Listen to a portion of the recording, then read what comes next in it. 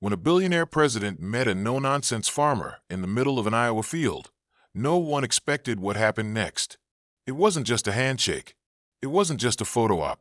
It was sweat, dirt, and a powerful lesson about respect that left everyone, even his critics, stunned. Watch how one ordinary man and one extraordinary leader found common ground in the heart of America.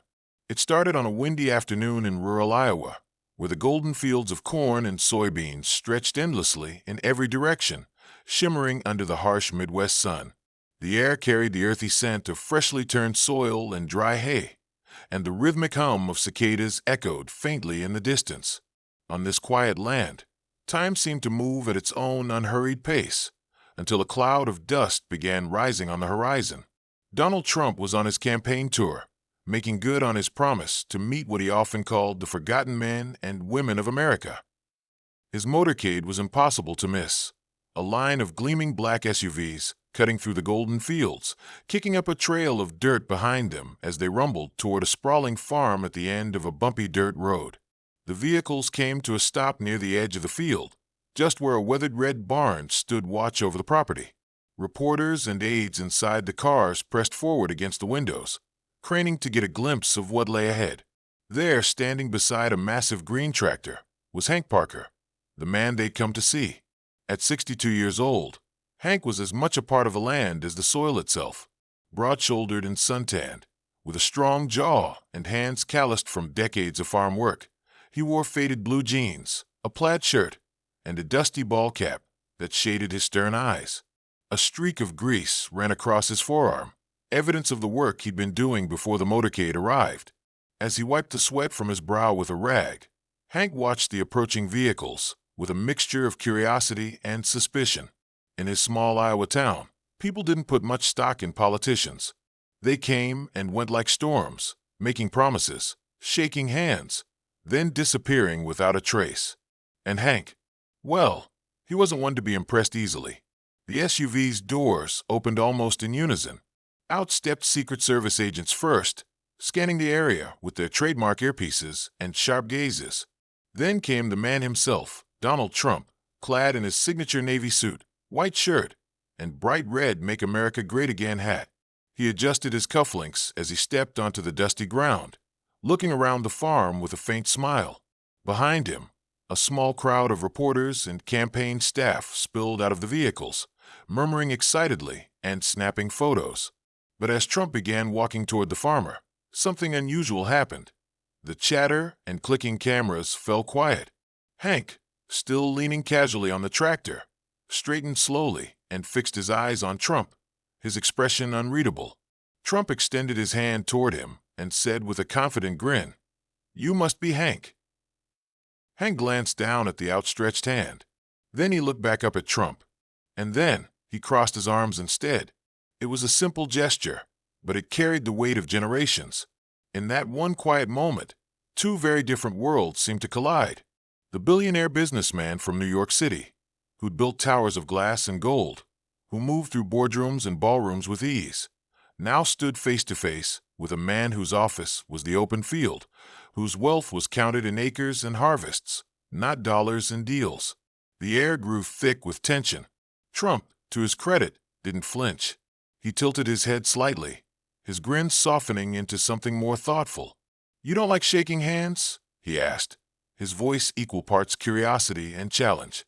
Hank shrugged, his arms still folded across his chest. "Don't see much point in shaking the hand of someone who doesn't understand what we go through out here," he replied flatly. The words hung in the air. A few aides exchanged uneasy glances, unsure of what would come next. Reporters fumbled for their cameras, sensing a story beginning to unfold. Trump's eyebrow arched, and his smile widened just a little, the kind of smile he wore when someone had dared to push back. "That's so," he said, his tone somewhere between amusement and defiance. "Well, Hank, maybe that's why I'm here. To understand." Hank's gaze remained steady, his weathered face betraying nothing. "Talk is cheap," he finally said, his voice low but steady. "You politicians come out here every few years, make your speeches, tell us you care, then disappear back to wherever you came from. Meanwhile, we stay here. We fight for this land every single day. Drought, debt, storms, floods, prices so low it doesn't even pay to plant sometimes. You don't know what that's like. The onlookers shifted uncomfortably. The Secret Service agents stayed stone-faced, but even they seemed to be listening now. For a brief second, it looked as though Trump might snap back with one of his trademark retorts. But instead, he paused, studying the man in front of him, taking in his calloused hands, his dirt-streaked clothes, the quiet pride in his eyes. Then Trump loosened his tie, rolled up his sleeves, and took a step closer. "All right then," he said, his voice steady. "Why don't you show me, Hank? Show me what it's really like." And with that, the cameras began clicking furiously again, capturing the moment the two men, so different, yet bound by the same stubborn determination, stood at the edge of the field, ready to face off in a way no one could have predicted. The cameras clicked furiously as Trump raised an eyebrow at Hank's cold reception. "So, you don't want to shake my hand?" Trump asked, his voice loud enough for the crowd to hear, a mix of amusement and irritation in his tone. Hank shrugged, his shoulders broad and unmoved. "I don't shake hands with folks who don't understand us," he replied simply, his eyes locked on Trump without a hint of fear. The statement hung in the air like a challenge, carried by the wind across the open field. Trump, never one to back down from a confrontation, stepped closer, towering over Hank yet unable to break the man's steady gaze. "I understand you better than anyone," Trump shot back, his voice sharp now, echoing among the reporters and locals who'd gathered to watch. "That's why I'm here, to fix what others broke." Hank squinted, his weathered face creasing further, as though sizing Trump up. He shook his head slowly, his arms still crossed. "Talk is cheap," he said flatly. "We've heard all the promises before. Every one of you comes out here, dressed in your suits, flying in on your planes, telling us you care. But while you're up there," he gestured vaguely toward the sky, "we're down here, working the land, praying the banks don't take our homes, watching our neighbors lose their farms, because no one in Washington gives a damn until election season." A murmur ran through the onlookers. Some gasped at Hank's bluntness. Trump's aides shifted nervously behind him, whispering to each other, unsure how their boss would react. The Secret Service agents glanced at one another but remained stoic, their eyes scanning the scene as always. For a moment, Trump's expression hardened. His jaw tightened as if he might snap back in classic fashion. A quick insult, a sharp retort, a dismissal of the farmers' complaints. But then he smirked, a slow, knowing smirk that seemed to catch everyone off guard. "All right," he said, loosening his red tie and rolling up his white sleeves as the cameras kept clicking. "Why don't you show me, Hank? Show me what you're talking about." The words startled even Hank for a second, though he quickly covered it with a skeptical grunt. Without saying another word, the farmer turned and began walking into the field. Trump followed. The crowd scrambled to keep up, reporters clutching cameras, campaign staff whispering frantically, and locals trailing just behind. The earth beneath their feet grew softer as they moved past the edge of the neatly mown lawn and into rows of knee-high corn. The smell of soil and fertilizer grew stronger, mingling with the faint scent of diesel from a nearby tractor. Hank didn't bother looking back as he walked, his boots crunching over the dry ground. He stopped at the edge of a recently plowed section and picked up a clump of soil, letting it crumble through his fingers. "You see this?" he asked, his voice carrying in the quiet field. "That's good dirt, but it won't matter if prices keep dropping. Won't matter if floods come through again like they did last year, and we can't afford to plant. Won't matter when the next storm blows my neighbor's barn halfway to the next county, and nobody helps him rebuild." Trump stood just a few feet away, his polished shoes now dusty, his white shirt speckled with earth. But he didn't interrupt. He watched as Hank grabbed a shovel and drove it into the ground with practiced ease, turning over a patch of dirt. "Go ahead," Hank said, handing the shovel to Trump. "Show me you understand." The crowd held its breath. Reporters raised their cameras, ready to capture whatever happened next. For the briefest moment, Trump stared at the shovel, as though considering whether to play along. Then, with a faint smirk, he took it. His first attempt was clumsy. The blade sank only halfway into the hard earth. Hank raised an eyebrow but said nothing. Trump adjusted his stance, gripped the handle tighter, and tried again, this time driving it deeper, prying up a heavy clump of dirt that fell to the side in a satisfying thump. The crowd let out a few surprised chuckles and murmurs. Trump kept going, shovel after shovel. His shirt grew damp with sweat, his hair slightly tousled from the wind. His aide stood frozen a few yards away, unsure whether to intervene or let the moment play out. When Trump finally stopped, breathing a little heavier now, Hank gave him a long look, a look that was less skeptical now, more appraising. "You're not half bad," Hank muttered, though his voice carried just loud enough for the cameras to catch it. Trump leaned on the shovel, catching his breath, and cracked a grin. "Told you," he said, his voice light, but with a faint edge of pride. "I understand you better than anyone thinks." The crowd, once tense and quiet, began to loosen. Some locals even clapped softly. One of the younger farmers nearby whispered to another, "Did you ever think you'd see the president digging up dirt in Hank Parker's field?" Hank finally extended his hand, the same hand he'd refused to offer earlier. This time, Trump shook it firmly. "All right," Hank said, a faint smile tugging at his lips. "You've earned at least that much."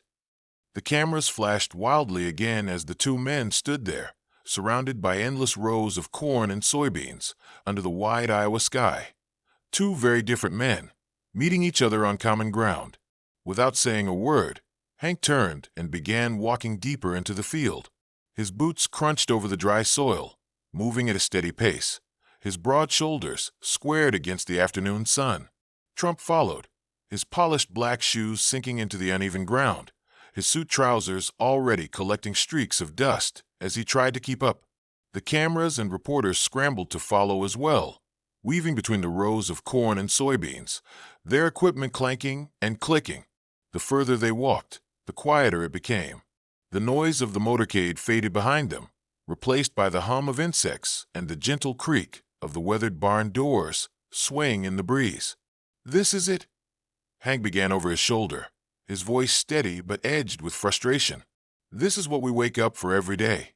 Rows and rows of crops that don't always pay enough to keep the lights on. Land we bleed into, just to watch banks threaten to take it anyway." Trump listened silently, his eyes scanning the neat rows of plants, noticing the way the soil cracked where it had been too dry, the patches where flood damage still showed from the previous year. "You see these tractors?" Hank said, pointing toward a line of massive, green machinery parked near the barn. "You'd think having one of these would mean you're ahead of the game, but you're looking at almost $500,000 sitting there. The debt to buy it, that'll hang over your head for years."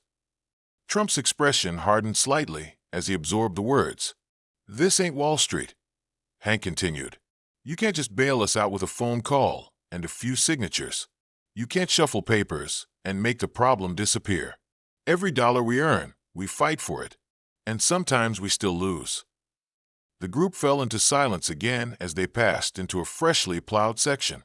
The earth was dark and rich but dotted with rocks and clumps of stubborn roots. Trump took a deep breath.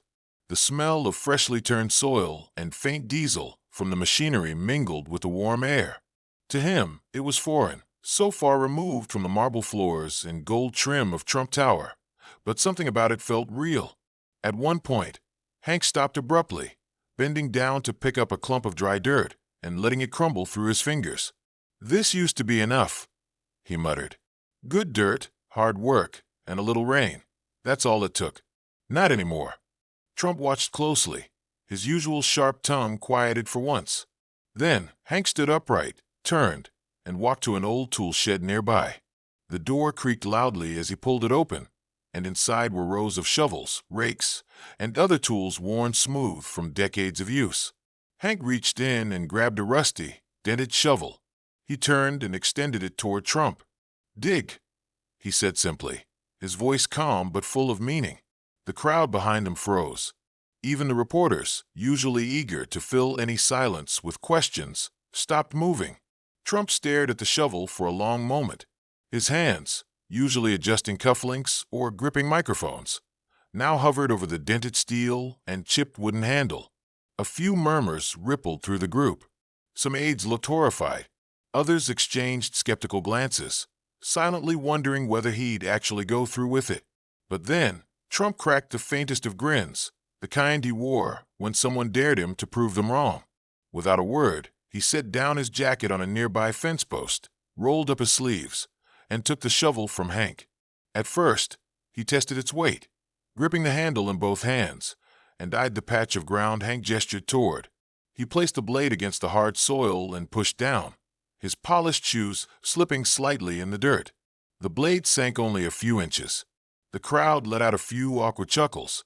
Trump adjusted his stance, planted his feet more firmly, and drove the shovel down again, this time with more force. The blade cut deeper, prying up a heavy clump of earth. He grunted as he heaved it to the side, leaving a small crater in the ground. The crowd fell silent. Trump glanced up at Hank, whose lips twitched ever so slightly. Not quite a smile, but not disapproval either. Trump kept going. He drove the shovel into the dirt again and again, pulling up clods of soil that scattered around his polished shoes and dusted the hem of his trousers. The sweat started to bead on his forehead, and his white shirt clung slightly to his back. Around him, the reporters snapped pictures furiously, the sound of shutters echoing over the field. A few of the locals exchanged surprised looks, murmuring to each other under their breath. After what felt like several minutes, Trump finally stopped, resting both hands on the shovel's handle, catching his breath. He looked down at the small mound of earth he dug up, then back at Hank. "Not bad for a city boy, huh?" he said, with a faint grin. Hank studied him for a long moment, his eyes narrowing thoughtfully. Then, almost imperceptibly, he gave a small nod. "You're not half bad," he muttered, his tone softer now. The tension in the air eased slightly. The crowd, sensing the shift, began to relax. Some even chuckled quietly, and one of the younger farmers nearby whispered, "Didn't think he'd actually do it." Trump leaned on the shovel, still catching his breath, but clearly pleased with himself.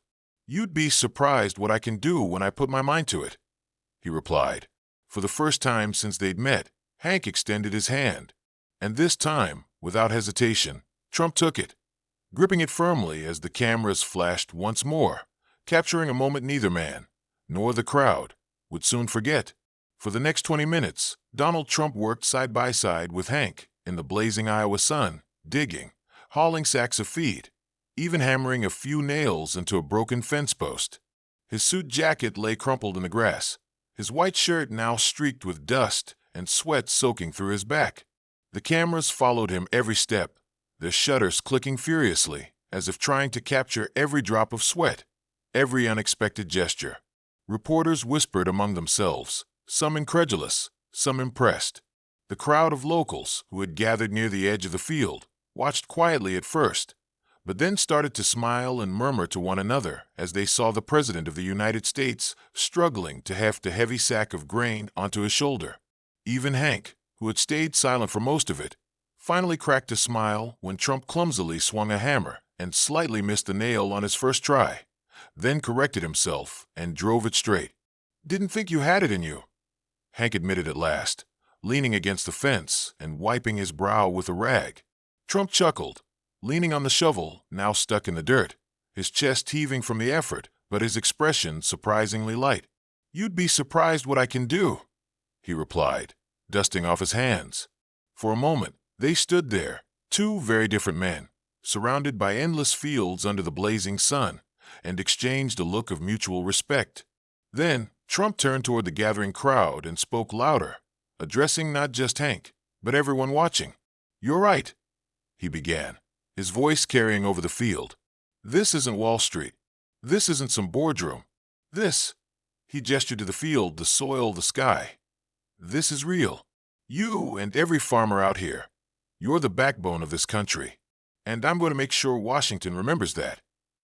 His words hung in the air for a moment, met with silence at first. Hank stood still, arms folded now, but with a glimmer of something in his eyes.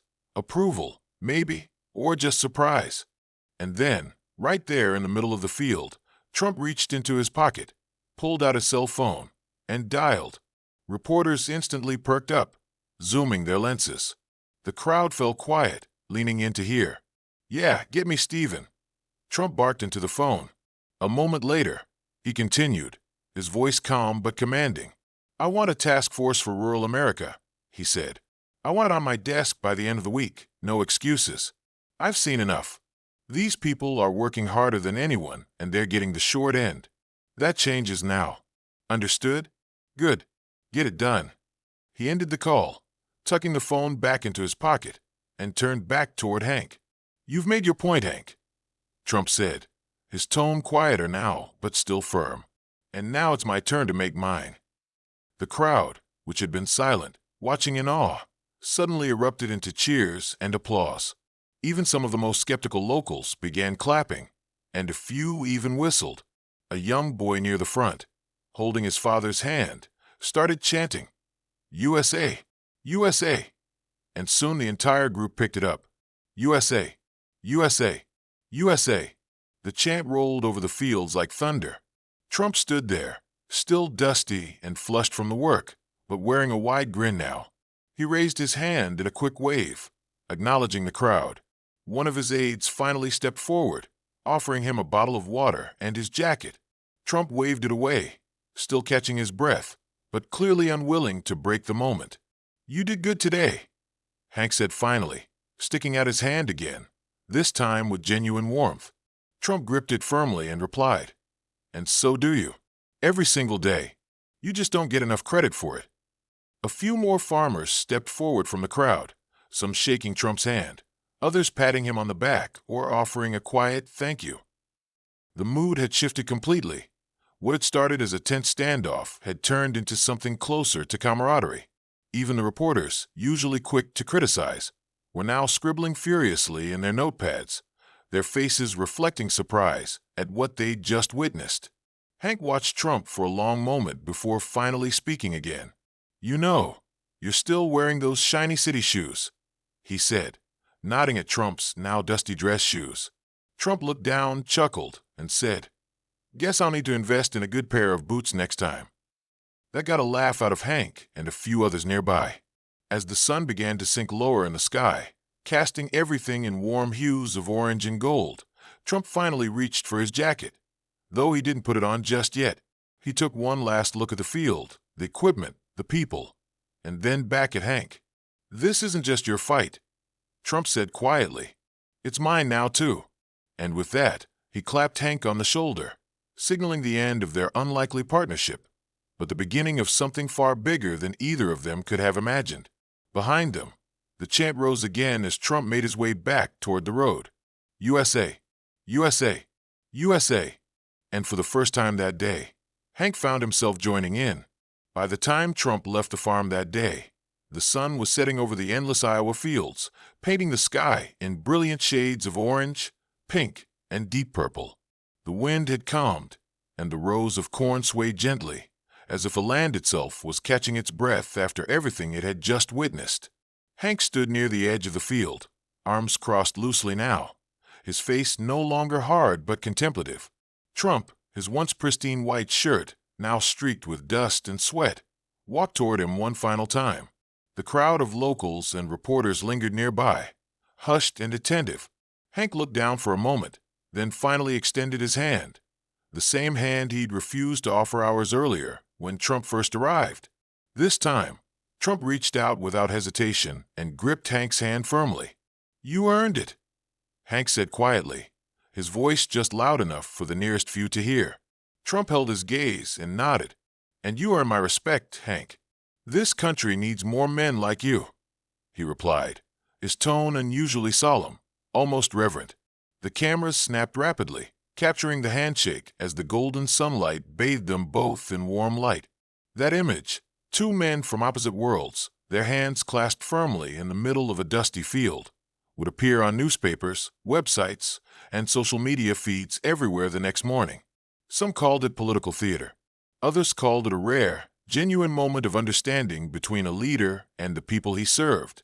Either way, people couldn't stop talking about how the President of the United States had gotten his hands dirty on a farm, sweated under the same sun as the farmers, and promised real, tangible action right there in the soil of America's heartland.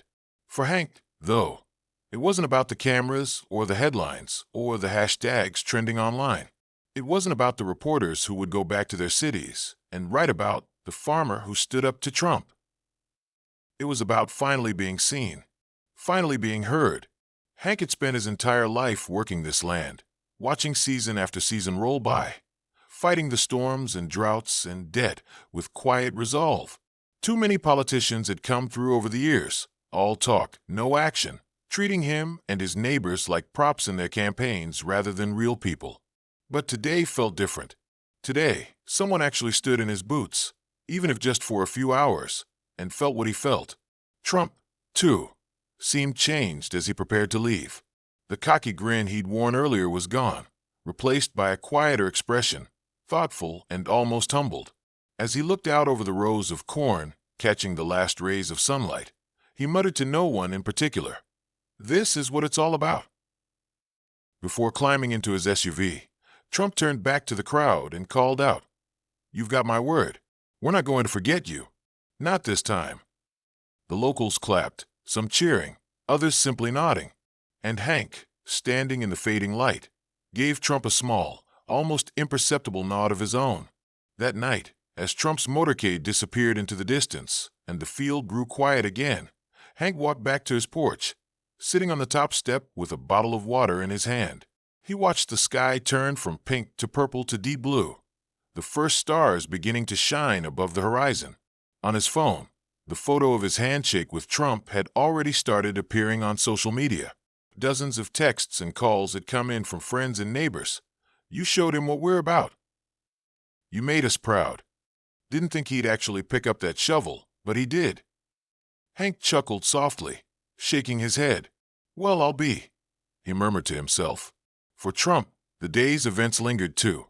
Later, back at his hotel, he sat down with his advisors and began outlining specific steps for the Rural America Task Force he'd ordered on the phone earlier. "This isn't just about policy," he told them. "It's about respect. We've got to show them they matter, that we're listening." That day, two very different men, a billionaire from New York City and a farmer from the heart of Iowa, found common ground, quite literally, in the dirt. They'd come from opposite ends of America, with opposite experiences and opposite assumptions about each other. But by the end of that day, they'd managed to meet in the middle, not just with a handshake, but with an understanding that respect isn't something you inherit or buy or demand. It's something you earn. And everyone who watched it unfold, whether they were there in person, watching the footage on TV, or scrolling through the now viral photo online, was reminded of something simple yet powerful. Sometimes the walls between us can be broken down not with words, but with actions, not with speeches, but with sweat, not in offices or boardrooms, but in the very places where real people live and work every single day. As the sun finally disappeared behind the horizon and the stars filled the sky over the quiet fields, Hank leaned back on his porch, still holding that moment in his mind, knowing that, for once, the fight of farmers like him had been seen, heard, and finally respected. And for Trump, it was a day that would remind him, and the nation, what America's heartland was really made of. If this story inspired you, don't forget to hit the like button, subscribe to the channel, and turn on the notification bell so you never miss more powerful stories like this one. Thanks for watching.